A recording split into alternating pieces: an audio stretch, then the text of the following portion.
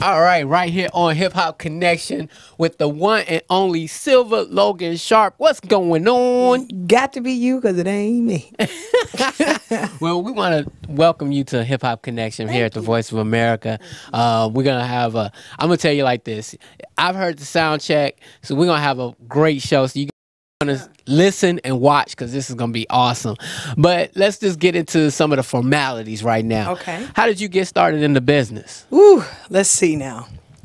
Luckily for me, I come from an artistic family. Okay.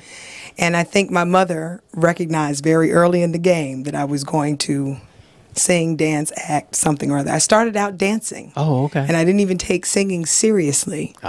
And later on moved into singing, modeling, and all that kind of stuff. So I want to say that I think my first singing performance, I was 2. Wow. Winning Miss Congeniality. And my mother said, I was 4. I was 4, and I won a Miss Congeniality contest in South Carolina, where my grandfather used to be the college president in Voorhees, and so that whole thing was happening. And I think I got bit by the bug somewhere in there. And luckily for me, my mother really nurtured it. All right. And took seriously that I got something on my hands, and let's see if we can make it work. And she was my first dance teacher too. So wow. Yeah. Wow. So and she's still with you right now. Right now, I call her the momager. Momager. That's right. And she's handling business. She's handling business. That's awesome. Awesome. So in coming up, you know, as a little child, and you got the bug, the entertainment bug, what is it about music that seemed to bring something out of you? Wow. That's a very good question, because music just penetrated in a way that nothing else did. Mm-hmm. And I remember when I was really young and dancing, and I would move the furniture and pull back the carpet and just choreograph and twirl and, and really be into it. And it was just, there are things that you excel in and things that you don't. And for me, it was more music, dance, and the arts. You know what I mean? So I don't know if that totally answers the question, but it was just, I can only say that it's through spirit, which spirit is through God, and that's no other explanation. Okay. So what we're trying to do is we're going to create a timeline here and get from... Because I'm only 16. You know that. Right. It's not going to be a long timeline. It's just going to be busy. Okay. A busy timeline. Right. I like that. So you got started, and, you found your niche and you started singing. When did you start recording?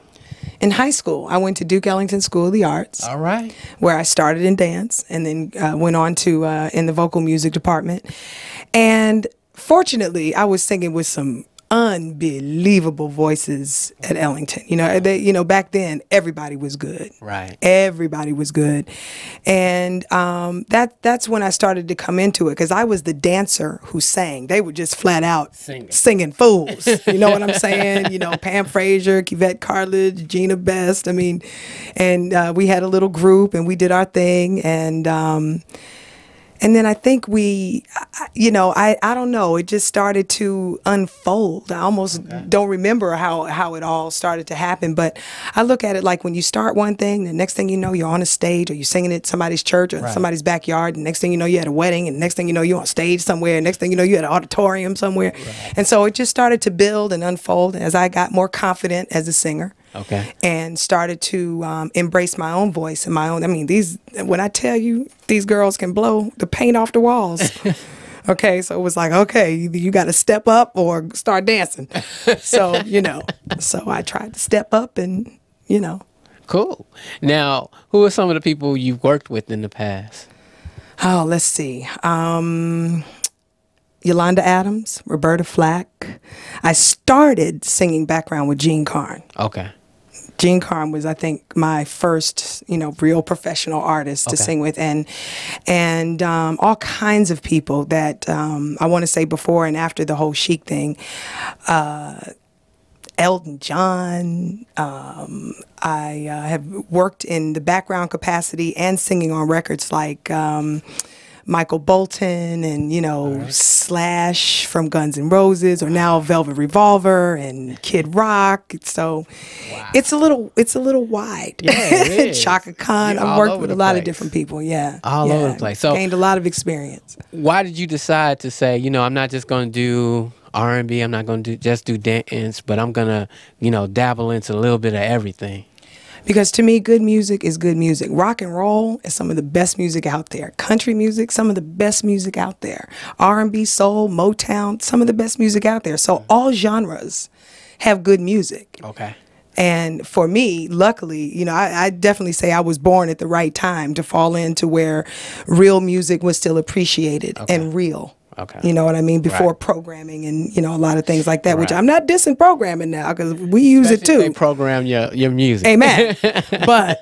but yeah, it's you know, luckily for me, I like all those different styles of music. Okay. You know, so it wasn't hard. And if it's a good song, is a good song, is a good song. Gotcha. You know, and anybody from Patti LaBelle to Willie Nelson should be able to sing a good song and still get the point across. True, true. So let's talk about your current project. What's the name of the current project? Place to Begin. Place to Begin. So it's kind of like a beginning for you. Absolutely. And you always get a chance to start over. You always get a chance. A lot of people don't think so. Okay. You know what I mean? We get caught up with the, you know, I'm too this, I'm too that. If you decide that you're going to do something, there's always a starting point. And I'd written Place to Begin a long time ago, and I was sitting on it, and I just vowed that whenever I finished my first solo record, the title track would be Place to Begin, and the CD would be called Place to Begin, so that wherever I go from here, I had a place to begin. Starting point. Yeah. That's great. That's great. So when we pop in the CD and we hear that first note of the first song to the last note of the last song, what type of ride are we going on? Oh, love songs, inspired songs, funky songs. You know, it's all about being inspired, loving it, and getting your groove on at the same time. All right now. All right now.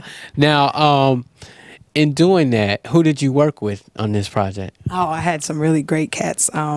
Namely, my co-writer and co-producer, Daryl Hunt, who is the keyboardist, who you'll see when we get our jam on later. And he did co-write the entire project with the exception of 2 songs. And I have Jerry Barnes, who's a bassist, and he's the bassist of Chic, and also one of the songwriters of a song called Right Through Me, which we're going to do in the show. Okay. And I had a guitarist named Sherrod Barnes out of New York, plays with Whitney Houston and all kinds of people. And then I also had my bass player, Hamilton Hayes, who you'll meet later. All right. And let's see, I did probably 90% of the vocals. I have some other friends of mine, Lizette TT in Atlanta, and Audra Lomax, and Ike Archer, and Lori Williams, and Victoria. A lot of DC people. Locals, but we kept it kind of tight. You know, we kept it kind of tight. The purpose. A lot of records now are made with 18 different producers, right? You know, and 15 different people starring on this and starring on that. We purposely kept it tight, so that there was consistency, like records used to be made that way. Okay. And we wanted it to have a certain kind of a sound. And for myself and Daryl,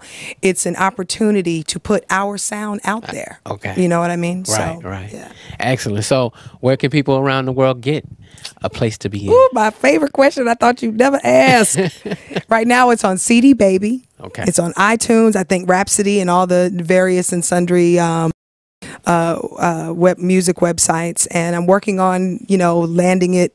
You know, we don't say record stores anymore, but I would love to see my CD sitting in Target. I hear you. You know, in Walmart and places where that's where we buy music now. Right. So, but it's online at the moment, and it's always at my live performances. Okay. So you can we always have them at the live shows, but it's online. Yeah. Talking about your live performances, I know you have some coming up. Tell us about it. Yeah, I'm excited. I'm doing Ashford and Simpson's Sugar Bar on June 4th in New York, right on 72nd and West End. It's a very cute place, and everybody you can imagine floats through there. I'm sure. And then we come back to DC and on homegrown turf and play Carter Barron on June 26th. So I'm really looking forward to that. Sounds good.